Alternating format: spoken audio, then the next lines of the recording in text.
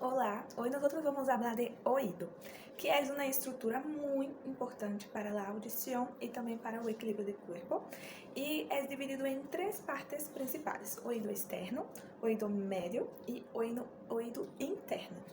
Oído externo es compuesto principalmente por dos estruturas, que é o pabellão auricular, que é a parte externa, a oreja, e também o conducto auditivo externo. Há três principais músculos, que é o músculo anterior, músculo auricular anterior. Este músculo auricular anterior se origina em la galeia aponeurótica e também em arco cigomático. Músculo auricular superior, que é um músculo que também se origina em la galeia aponeurótica e também se origina em la fossa temporal. E músculo que fica acá atrás da oreja, que é o músculo auricular posterior, que também se origina em la galeia aponeurótica e la apófise mastoidea. Este oído externo, la parte del oído externo, hay una irrigación principal de la arteria carótida externa y también de la arteria de temporal superficial, de la arteria auricular posterior, y hay algunas principales inervaciones también. O principal nervo es el séptimo par craneal, que es nervo facial, pero también tenemos acá una inervación que es hecha por o plexo cervical, que é composta por nervo occipital menor e nervo auricular maior, e também temos a ajuda de décimo par craneal, que é o nervo vago. Então, esta é a parte externa do ouído, que tem sua principal função em transmitir os sonidos da parte externa hacia oído médio, que agora vamos falar de oído médio, que tem como função principal emitir, receber impulsos sonoros de oído externo, de tímpano, e transmitir essas vibrações hacia oído interno. Então, transmitir e ampliar as vibrações sonoras de tímpano, da membrana timpânica, hacia oído interno. Também temos huesitos, que são estruturas principais de oído médio, que hacen a transmissão mecânica, que temos o hueso martillo, o wink e o hueso escribo. Também temos algumas articulações nesses huesos. Temos articulações sinoviais de tipo encarre recíproco, também temos articulação sinovial de tipo enartrose, que hace todos os movimentos, e também temos articulações fibrosa.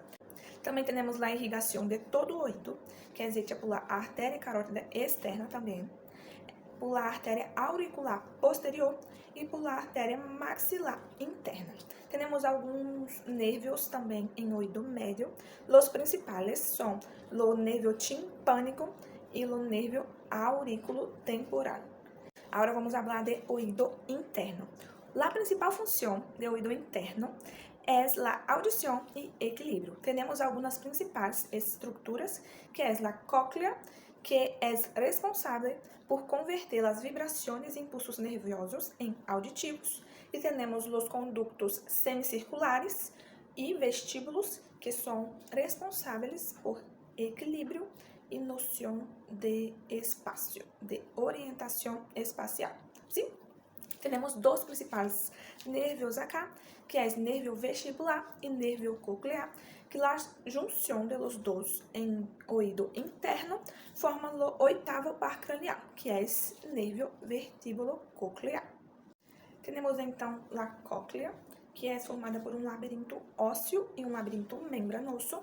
Em labirinto ósseo, todas as estruturas se encontram em hueso temporal, especificamente em penhasco de temporal.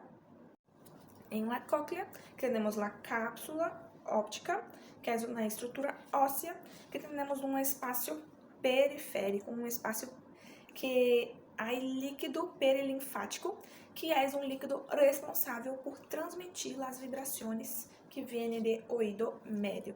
Também temos os conductos semicirculares, que são como se fossem três ramificações assim. A primeira é de conducto semicircular anterior, a segunda conducto semicircular posterior Y también tenemos conducto semicircular lateral o externo. Estas estruturas son muy importantes anatómicamente porque es responsable por equilibrio. Los conductos anteriores y posteriores, eles se quedam de forma vertical e o conducto lateral ou externo de forma espacial horizontal. Isto é muito importante para garantir o equilíbrio. Como dije, também temos labirinto membranoso. Temos las mesmas estruturas que o labirinto ósseo, pero em seu nome ponemos, exemplo, conducto semicircular anterior membranoso, conducto semicircular posterior membranoso. E ao invés de acá temos líquido que é perilinfático, temos líquido endolinfático.